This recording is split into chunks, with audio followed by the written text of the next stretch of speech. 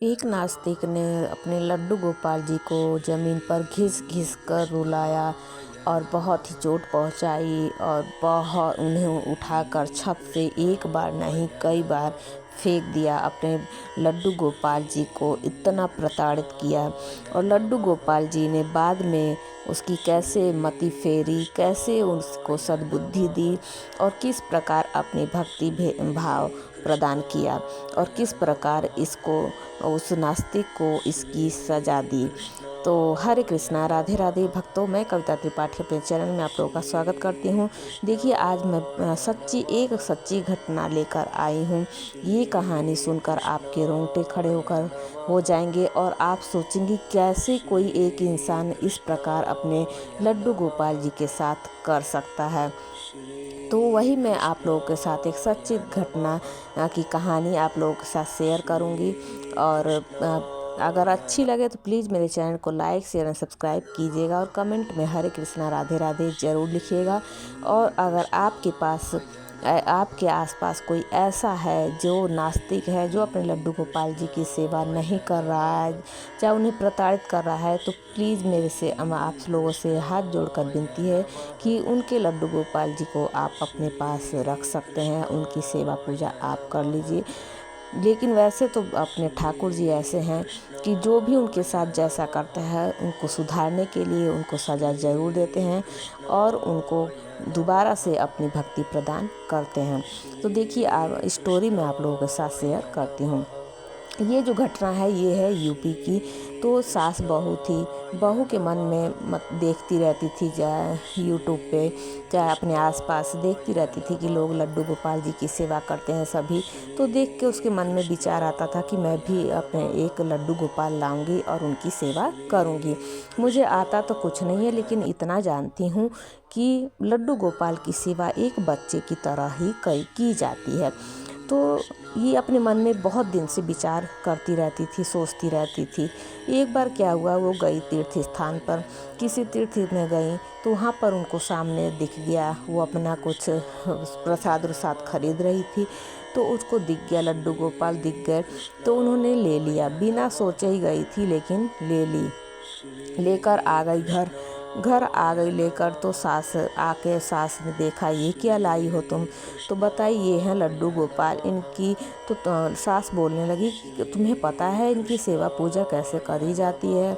हमें तो नहीं मालूम है, अगर तुम्हें मालूम हो तो तुम सेवा पूजा करो। तो सास बहू बोली कि माँ जी, मैं तो जानती नहीं हूँ, लेकिन केवल इतना जानती हूँ कि मैं एक बच्चे की, जैसे हम अपने बच्चे की सेवा करते हैं ऐसे ही लड्डू गोपाल की सेवा की जाती है।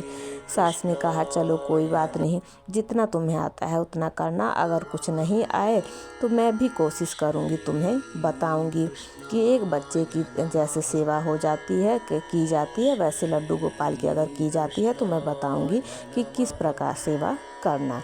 तो ठीक है, ऐसा कहकर बहू ने अपना लड्डू गोपाल जी को स्थापित किया। उनके लिए जो ज़रूरी सामान है, वस्त्र सब ले आई। धीरे धीरे सेवा करने लगी और सेवा में बहू का मन भी लगने लगा।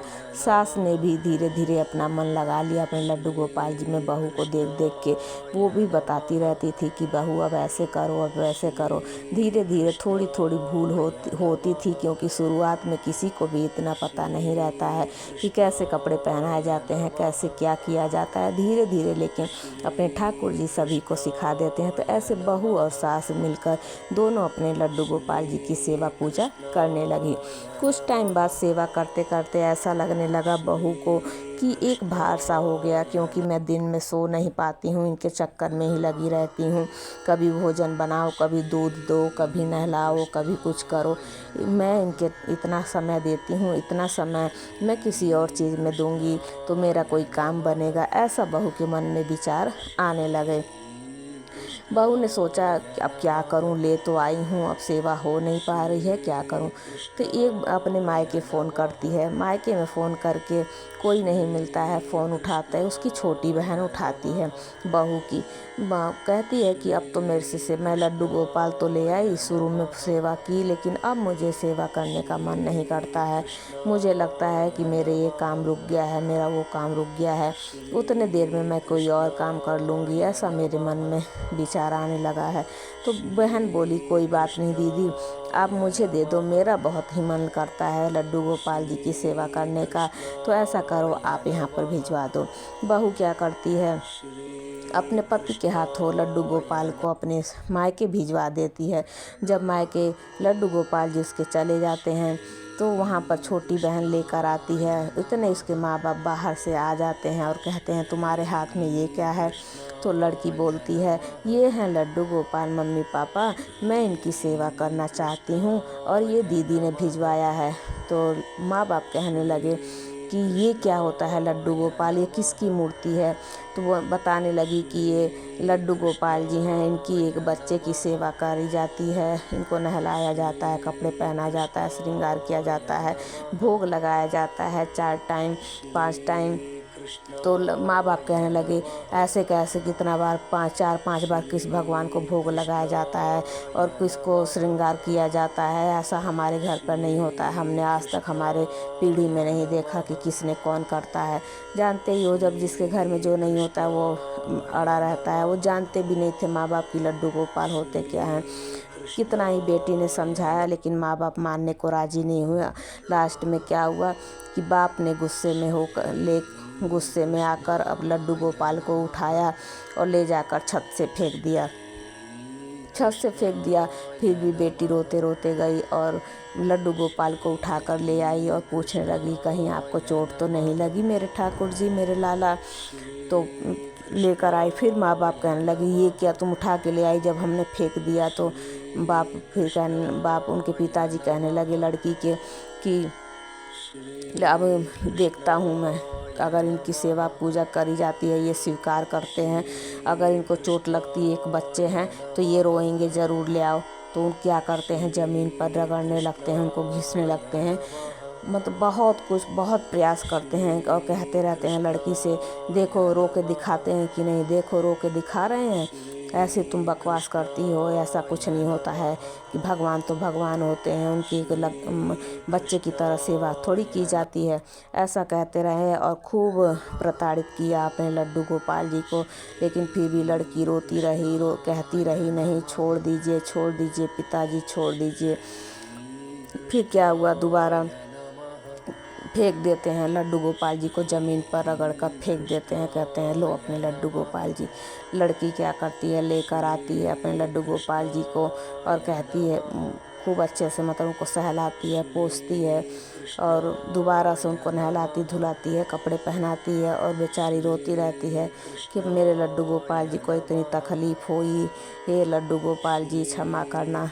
इतने उधर क्या होता है, जो पहले लड्डू गोपाल जो बहू लाई थी उसका पति बीमार पड़ जाता है, इतने फ़ोन आ जाता है।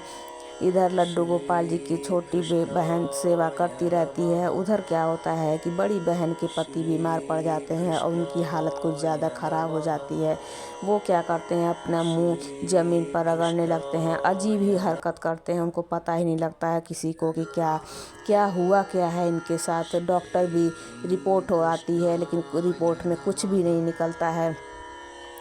फिर सब मिलने आते हैं, होता ही है, कोई बीमार पड़ जाता है तो नाते रिश्तेदार मिलने आते हैं। तो एक अंकल जी आते हैं और पूछते हैं, बेटा आपके घर तो लड्डू गोपाल जी हैं, आप उनको किसके हवाले छोड़ कर आई हो हॉस्पिटल। तो उसके दिमाग में सारी बातें पुरानी घूमने लगती हैं और उसके दिमाग में अपने आप ही स्वतः लड्डू गोपाल जी डाल देते हैं, मेरी सेवा करो।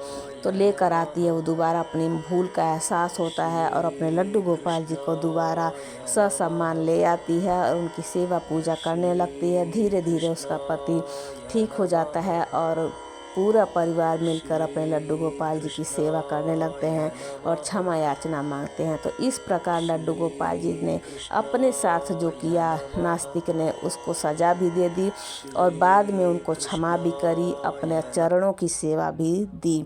तो ऐसे हैं हमारे दया निधान, हमारे बाल गोपाल, हमारे ठाकुर जी।